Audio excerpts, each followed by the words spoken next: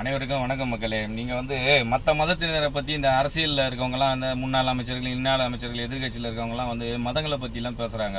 அவங்களுக்கெல்லாம் என்ன தகுதி இருக்குதுன்றது எனக்கு புரியல. உதாரணத்துக்கு நான் சொல்றேன். இப்ப கிறிஸ்டியன்ஸ் எடுத்துக்கிட்டீங்கன்னா வாரத்துக்கு ஒரு முறை மாசுன்னு சொல்லி சர்ச்சுக்கு போய் எல்லாம் ஒரு மீட்டிங்லாம் போட்டு ஒரு யுனைட்டா இருப்பாங்க. அவங்க சமூகம் உண்மையிலே அது பாராட்டக்கூடிய விஷயம். அவங்களுக்கு ஏதாவது ஒரு பிரச்சனை உடனே அவங்க எல்லாம் சப்போர்ட் பண்ணுவாங்க.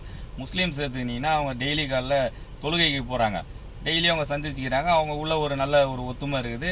உண்மையில அதுவும் ஒரு பாராட்டக்கூடிய விஷயம். தமிழர்கள் எந்த விஷயத்துலயும் நீங்க ஒத்துமையாகிறீங்க? எப்படி இந்த அரசியல்வாதிங்க மதங்கள் எல்லாம் நீங்க தேவையில்லாம பத்தி பேசுறீங்க, தப்பு தப்பா பேசுறீங்க.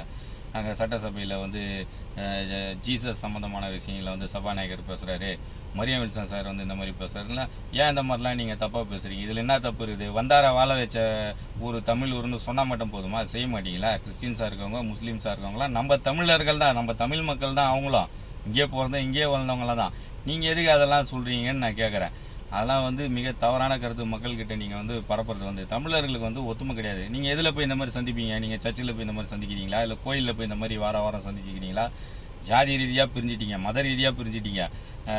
என்ன எப்படி சொல்றது? அதுலயும் மொழி வாரியா வேற பிரிச்சுக்கிறீங்க. நான் தெலுங்கு, நான் தமிழ், நான் திருநெல்வேலி தமிழ்னு வேற நீங்களே வேற பிரிச்சுக்கிறீங்க. நான் திருநெல்வேலி, நான் மதுரைன்னு. உங்களுக்குள்ள ஒத்துமை கிடையாது. இதை இங்க இருக்கிற அரசியல்வாதிங்க நல்லா பயன்படுத்திக்கிறாங்க. இதை தான் நீங்களாம் தற்குறின்னு சொல்ற அந்த விஜய் அண்ணனோட அரசு தான் சமூக நீதி அரசு அப்படின்னு சொல்லி எல்லா மதமும் ஒண்ணுன்னு சொல்லி செஞ்சு காட்டினாங்க. இதுதான் தேவை. அடிப்படை இன்னமோ அதுதான் தேவை. இல்ல விஜய் சாரோ இல்ல மற்ற கட்சிகள்ல இருந்த பெரிய தலைவர்களோ யாரும் திறமை இல்லாதவங்கன்னு நான் சொல்ல வரல. இந்த மத நல்லிணக்கத்தை நீங்க ஏன் கையில எடுக்கல? அதை ஏன் நீங்க செயல்படுத்தல? எல்லா மக்களுக்கும் ஒரே உரிமை தான், ஒரே சட்டம் தான், எல்லாருக்கும் ஒரே உயிர் தான், ஒரே கஷ்டம் தான். அப்ப அரசியல் நீ ஆளு உன்னை வேணான்னு சொல்ல. எதுக்கு தமிழ் மக்களை மத வாரியா ஜாதி ரீதியா நீங்க பிரிக்கிறீங்க? இப்ப தமிழ்நாட்டில் என்ன தப்பு நடக்குதுன்னு பாத்தீங்கன்னா, வடநாட்டு சேனல்ல போட்டு கிளின்னு கிளிக்கிறான். நான் தமிழ் சேனல்லாம் அதிகமா நான் பார்க்க மாட்டேன். ஏன்னா பொய் தான் புழுவாங்க. இதுதான் உண்மை. ஒரு சில 10% தான் உண்மை போடுவான். ஒரு சில சேனல் மீதிலாம் பாத்தீங்கன்னா பொய் தான் வரும். அதனால நார்த் இந்தியன் சேனல் தான் அதிகமா நான் பார்ப்பேன். ஏன்னா அங்கதான் போட்டு கிளின்னு கிளிப்பாங்க. அங்க நம்ம தெரிஞ்சுக்கலாம். இங்கதான் ஹிந்தி தெரியாது நீங்கள பாதி பேரு.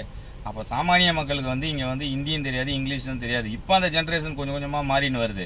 இன்னும் ஒரு 10 வருஷம் கழிச்சு எலெக்ஷன் வரும்போது கிளீனா எல்லா பசங்களுமே இங்கிலீஷ் பேசுவாங்க, ஹிந்தி தெரிஞ்சிருக்கும்.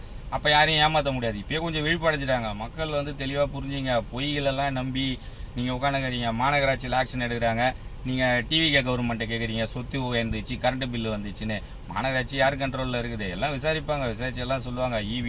இவியில டிஸ்க்கு காணாம போச்சு, பியூஸ் கேரரை புடின்னு போறாங்க, கரண்டே வரலன்னு போய் சொல்றாங்க. மக்கள்லாம் சிந்திக்கணும். டிவிகே கவர்மெண்ட் அப்ப கரெக்டா போய் நிக்குதுன்னு அர்த்தம். நன்றி, வணக்கம்.